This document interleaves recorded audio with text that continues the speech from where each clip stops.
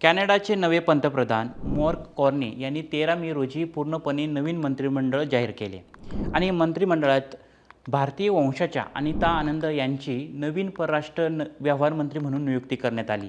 यापूर्वी त्या संरक्षण आणि वाहतूक मंत्री म्हणून कार्यरत होत्या।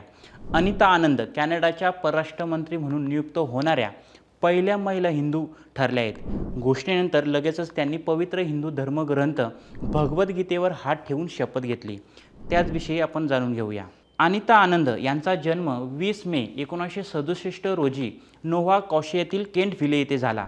त्यांचे आईवडील सरोज डी राम आणि SV आनंद भारतीय स्थलांतरित डॉक्टर आहेत। आई पंजाब तर वडील तामिळनाडूचे।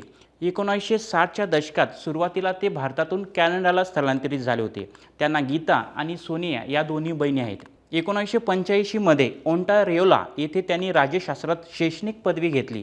नंतर ऑक्सफोर्ड विद्यापीठातून न्यायशास्त्रात बॅचलर ऑफ आर्ट पदवी पूर्ण केली।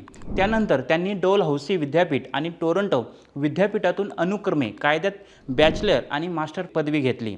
गेल्या काही वर्षात आनंद यांनी कायदा अध्यापन आणि सार्वजनिक सेवेत एक मजबूत कारकीर्द घडवली। 1985 मध्ये आनंद यांनी कॅनेडियन वकील आणि व्यवसाय कार्यकारी जॉन नॉल्टन यांच्याशी लग्न केलं। त्यांना 4 मुले आहेत आणि ते ओकव्हिलमध्ये राहतात। 2019 मध्ये त्यांच्या राजकीय कारकिर्दीला सुरुवात झाली। ओकव्हिले मतदारसंघातून खासदार म्हणून त्या निवडून आल्या। कॅनडाच्या संघीय मंत्रिमंडळात सेवा देणाऱ्या त्या पहिल्या हिंदू ठरल्यात।